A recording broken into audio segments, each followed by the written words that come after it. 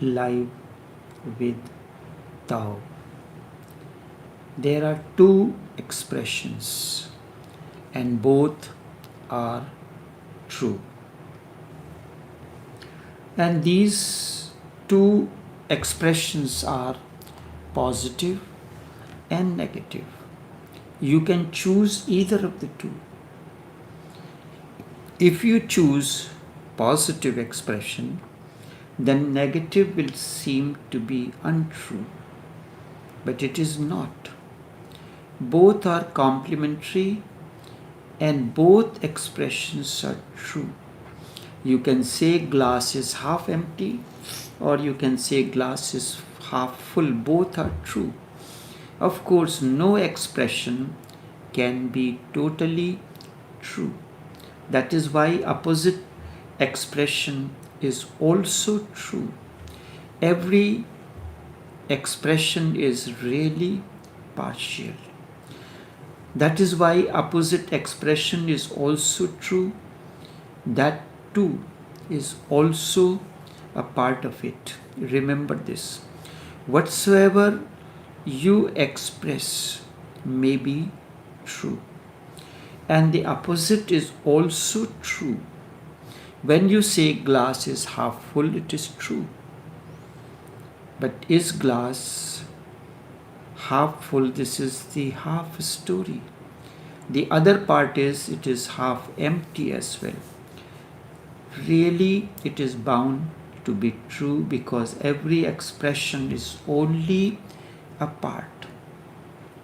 They are complementary. It is not really opposed. So whether you say Brahma, the consciousness, the ever-expanding consciousness is total, or you say Nirvana, the nothingness is true. Both connote the same experience. And the experience is this: thinking no thing. You come to know it. There are some basic things that you have to be understood about this so that you can understand the technique. First, in thinking, you are separate from the existence. Thinking is not relationship. It is not bridge. It is not communication. It is a barrier. In thinking, your thinking is different than my thinking. So we are separate from one another. You are separated from existence. Thinking is not relationship, it is not bridge, it is not communication, it is a barrier. Now, no thinking, you are related, you are bridged, you are in communion. Suppose you are talking to someone. When you are talking to someone, you are expressing your point of view. The other is expressing his point of view. You are not related to one another. The very talk becomes a barrier. The more you talk, the further you move away. If you are with someone in silence, you are related. In silence, in deep, and silence is really deep, and there is no thought in your mind. Both minds are totally silent. Two silents are not separate. You are one. When you say you are talking, you say glass is half empty, the other says glass is half full. Both are conflicting. You are not bridging with one another. When you are silent, you are sitting in front of one another. You are silent, the other is silent. There is oneness. Silence is emptiness. Emptiness is zero. Two zeros cannot be two. Two zeros cannot be zeros. They are one. If you add two zeros, they will remain one. They will never become two. They become a bigger zero, but it will not be considered as two zeros. They will be one. And really, a zero cannot be bigger. You cannot say it is more big or less big. A zero is simply zero. Emptiness is simply emptiness. It is not bigger, it is not less, it is not smaller. You cannot add something to it. You cannot reduce anything from it. A zero is whole. It encompasses everything. That's why the Upanishadic statement says, Om Purnamada. Zero, emptiness is totality. Om Purnamada Purnamidam Purnat Purnamudachyate Purnasya Purnamadaya Purnameva Vashishyate. Complete statement. Two zeros cannot remain separate qualitatively, although they have their separate existence. Let's say there you are standing by the side of the ocean on the shore. There are two people. You take water in your cup. I take the water in my cup. The water is total. It has the quality of the ocean, whether it is in your cup or in my cup. So water is not separate from one another. It looks, but it is not. The quality of the water, when you test it, it will remain the same. Two zeros cannot be two, they become one. If you add two zeros, they don't remain two, they become one. And really, no zero can be bigger or smaller. A zero remains simply zero. You cannot add anything to it, you cannot reduce anything. So that's why I said Purnamada. You take out something from the whole, it remains whole. You take out a drop of water from the ocean, it remains oceanic. Its quality remains oceanic. You take out two, it doesn't make a difference. A zero is simply zero. You cannot add something to it. You cannot deduct anything from it. A zero is whole. Whenever you are silent with someone, there are not two, there is one.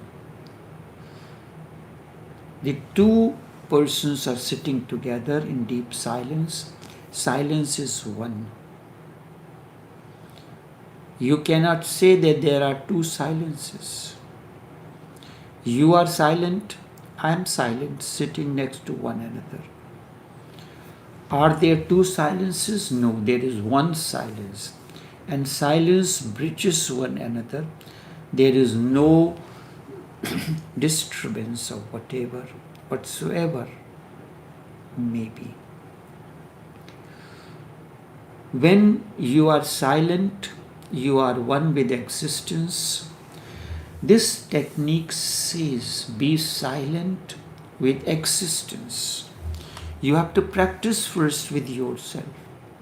Then you practice it with your spouse. This is an experiment. Try it as an experiment. Try it with anything as an experiment. With a rock, be silent with it. Don't say anything.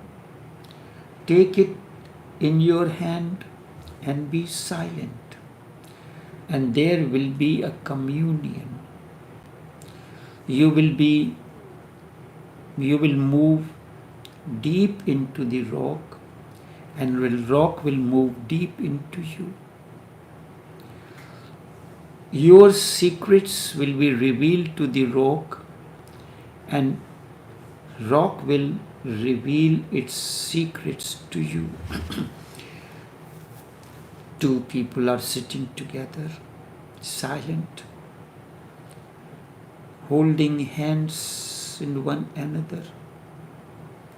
In that moment, there is a bridge, the energy communes.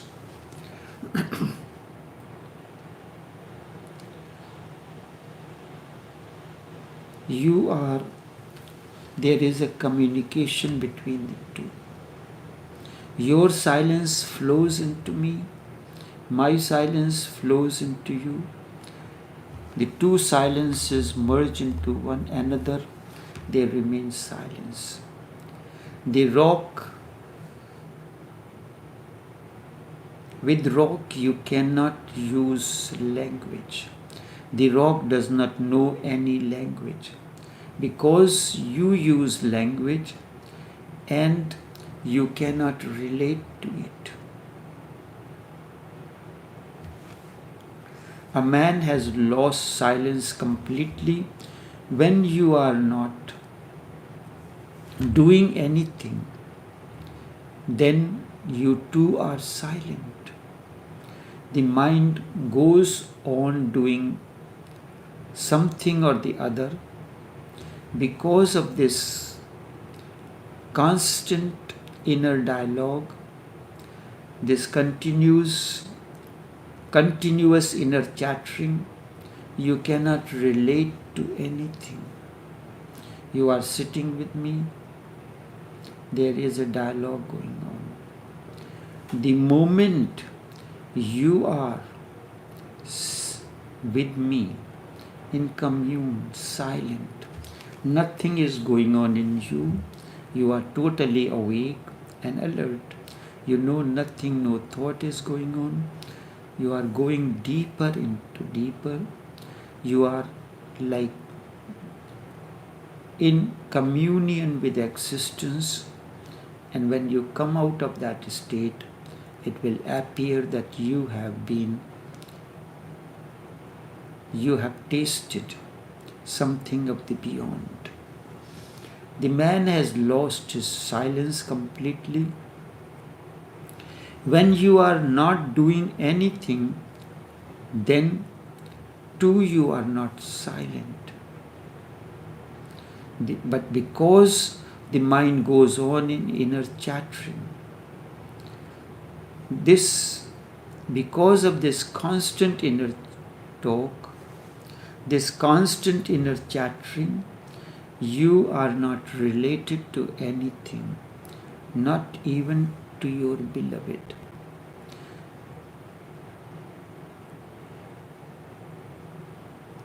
You are related because of this chattering that is going on. You are silent, sitting with your spouse. But an inner dialogue is going on. He said this thing, he should have not said this. He should have, if next time he says, I will say this. And inner chattering is going on. You may be sitting with your wife, you may be sitting with your husband, pretending to be silent, but you are chattering in your own mind. She is chattering in her own mind. Both are chattering and they are far away from one another, poles asunder, poles away. It is as if one is on the star and the next on the other star. and there is an infinite space between them. Although two are sitting next to one another on couch, touching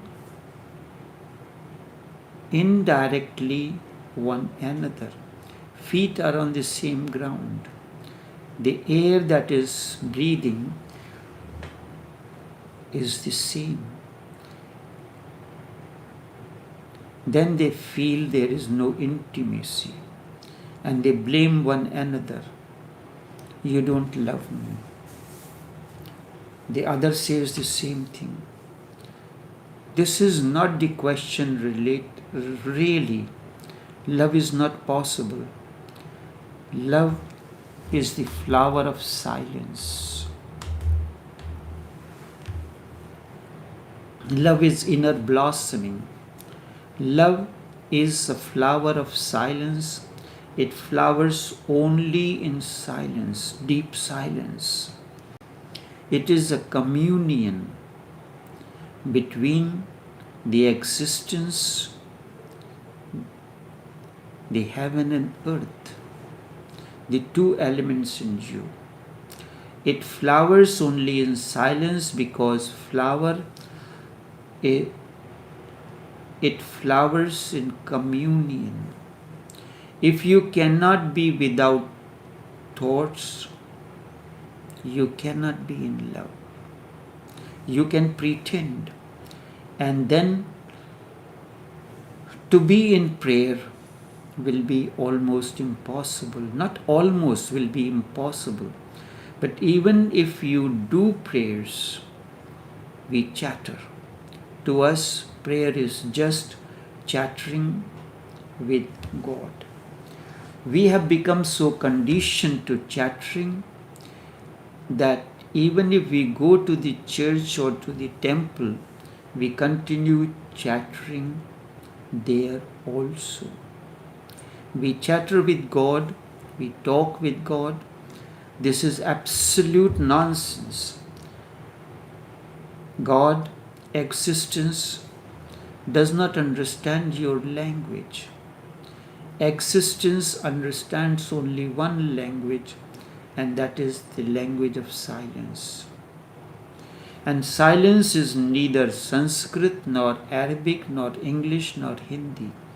Silence is universal language. It does not belong to anyone. Your language may be different, is different than mine, but your silence and my silence are not separate from one another, and they are not language. There are at least 4,000 languages on earth, and everyone is enclosed in his own language. It becomes a barrier. So meditation does not require language, it requires silence. And silence is the only language that communicates. And through words you cannot communicate. So when you are in meditation session, silence becomes, and even sometimes when I use the words, I use the message, it is to take you to the realm of silence. I am speaking, and you are not listening through the mind. Instead, your heart is listening. Then it creates a silence around you and in you. Love can only be possible when there is silence. Because love is flower of silence. It blossoms in silence.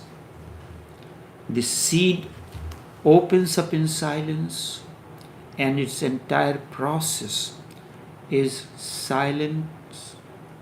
Nobody knows, but when it blossoms, when the flower of love blossoms, then you know. You cannot be related through language. If I don't understand your language, you do not understand my language, can we communicate? Can we relate to one another? We are strangers. When it is said, we are not aliens nor as strangers joined, we are bound to each other by a causeless force. That causeless force is love. That causeless force is silence. We cannot penetrate in each other. We cannot understand. We cannot understand love. In order to understand love, you have to understand silence first. This is happening only because we do not know the basic language, that is silence. Really, only through silence one can be related.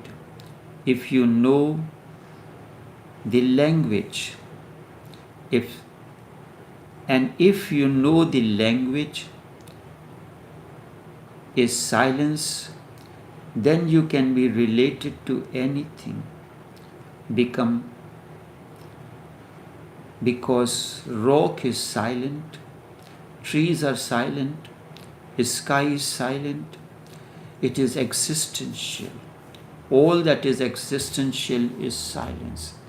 It is not only human, it is existential. Existence, everything knows what silence is. Everything exists in silence. If a rock is there in your one hand, the rock is not chattering within itself. You are chattering. That is why you cannot relate. You cannot be related to rock. And the rock is open. It is vulnerable, inviting. The rock will welcome you. A master is silent. When you sit down with him, he is welcoming you. I am ready, come. I am open, come within me.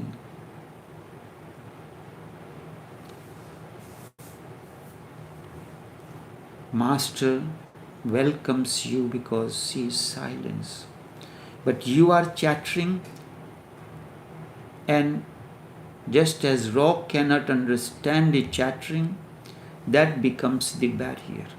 Between you and your master, the chattering becomes the barrier. The moment there is no chattering and that you merge into his silence, you dissolve into his silence, something miraculous happens in you. You will appear as if you have come from a different world. So even with human beings, you cannot be in deep relationship. There can be no intimacy. Language, words destroy everything. Meditation means silence.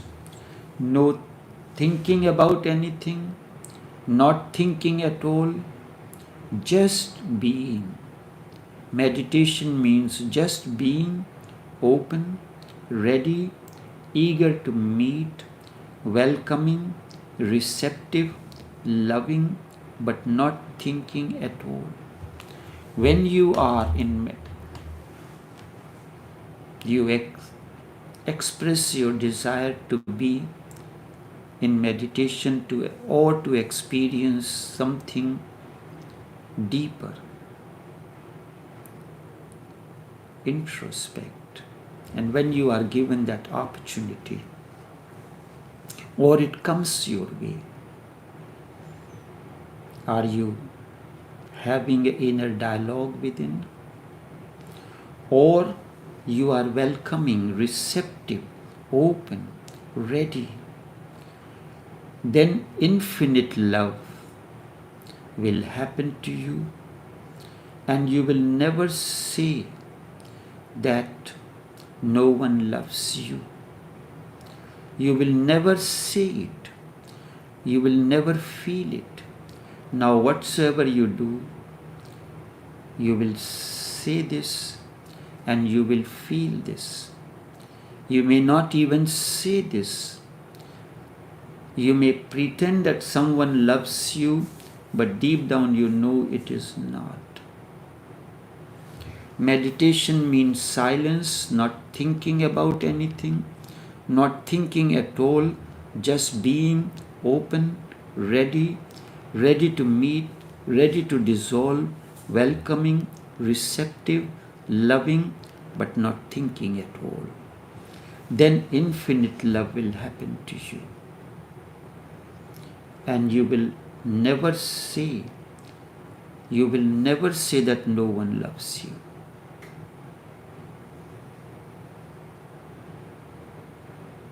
You will never say it. You will never feel it. Now, whatsoever you do, you will say this and you will feel this. You may not even say this. You may even pretend that someone loves you, but deep down, you know. Even lovers go on asking each other, "Do you love me?" In so many ways, we go on inquiring continuously.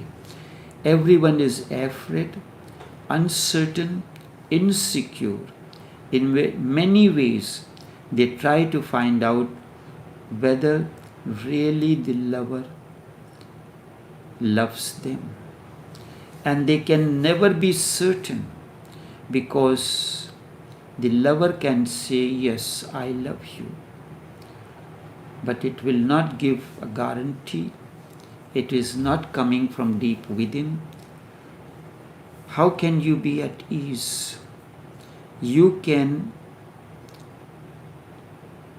How can you know whether he is deceiving you or not? He can argue, he can convince you, or you can convince. You can convince him. He can convince you intellectually, but the heart is not convinced. So the lovers are always in agony. They cannot be convinced of the fact that the other loves. How can you be convinced? Because you want expression in language, and it cannot happen. There is no way to convince through language. And if in deep silence you have experienced the other, in deep openness, in deep readiness, eager to dissolve, eager to meet, in an inner welcoming, in inner receptivity, loving, no thinking, then you do not have to convince the other that you love him. He does not need to convince you. No language is needed to tell you. He doesn't need any language to tell you that I love you. Then infinite love will happen to you. You will be overflowing that in myriad ways. And you will never say that no one loves me. You will feel that someone does. You will never say, you will never feel it that nobody loves you. Now, whatsoever you do, every moment you will feel it. Your life will be an expression, an overflow of this inner blossoming. Let us dissolve in this inner overflow until we meet again. Enough for now.